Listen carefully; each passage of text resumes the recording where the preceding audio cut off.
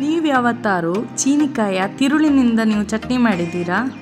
ಇವಾಗ ಅದು ಹೇಗೆ ಮಾಡೋದು ಅಂತ ಹೇಳಿಕೊಡ್ತೇನೆ ಈ ವ್ಲಾಗಲ್ಲಿ. ನಮಸ್ತೆ ಸ್ನೇಹಿತರೆ, ರಂಜಿತಾ ಕೋಡಿಬೆಟ್ಟು ಚಾನಲ್ಗೆ ಸ್ವಾಗತ. ಇಲ್ಲಿ ನಾನು ಸ್ವಲ್ಪ ಚೀನಿಕಾಯಿಯ ಒಳಗೆ ತಿರುಳನ್ನು ಹಾಗೆ ಸ್ವಲ್ಪ ಸೈಡಿದ್ದು ಸಿಪ್ಪೆ ಎಲ್ಲ ಇರ್ತದಲ್ವ, ಅದನ್ನು ಕೂಡ ಹಾಕ್ಕೊಂಡಿದ್ದೇನೆ.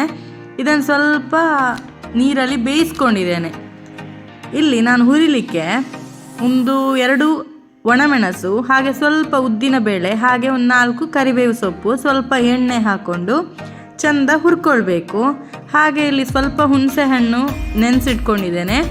ಹಾಗೆ ಸ್ವಲ್ಪ 1-2 ಚಮಚದಷ್ಟು ಕಾಯಿ ತುರಿ.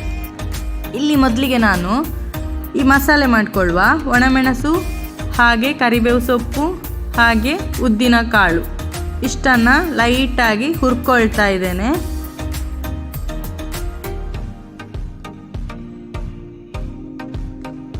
ಇದು ಹುರಿದಾದ ನಂತರ ಸ್ವಲ್ಪ ತಣಿಲಿ, ಆ ನಂತರ ಕಾಯಿ ಒಟ್ಟಿಗೆ ಚಂದ ಮಾಡಿ ನೈಸಾಗಿ ರುಬ್ಕೊಳ್ತಾ ಇದ್ದೇನೆ.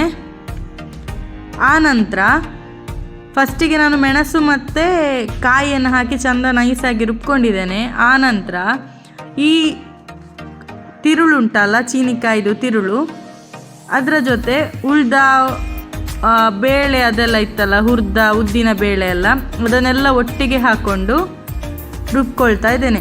ಒಣಮೆಣಸು, ಹುರಿದ ಒಣಮೆಣಸನ್ನು ಫಸ್ಟಿಗೆ ಕಾಯಿ ಒಟ್ಟಿಗೆ ಯಾಕೆ ರುಬ್ಬಿದ್ದು ಅಂದರೆ ಅದು ಮೆಣಸು ತುಂಡು ತುಂಡಾಗಿ ಸಿಗ್ತದೆ.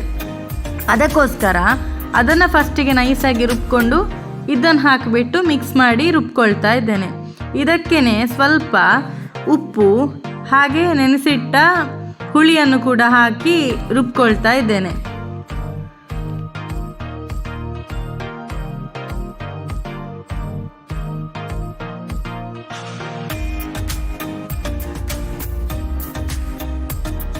ನೋಡಿ, ತುಂಬ ನೈಸ್ ಆಗಿದೆ. ಇಷ್ಟು ನೈಸ್ ಇರಬೇಕು. ನಮ್ಮದು ಚೀನಿಕಾಯಿ ಚಟ್ನಿ ರೆಡಿ, ಚೀನಿಕಾಯಿಯ ತಿರುಳಿನ ಚಟ್ನಿ ರೆಡಿ.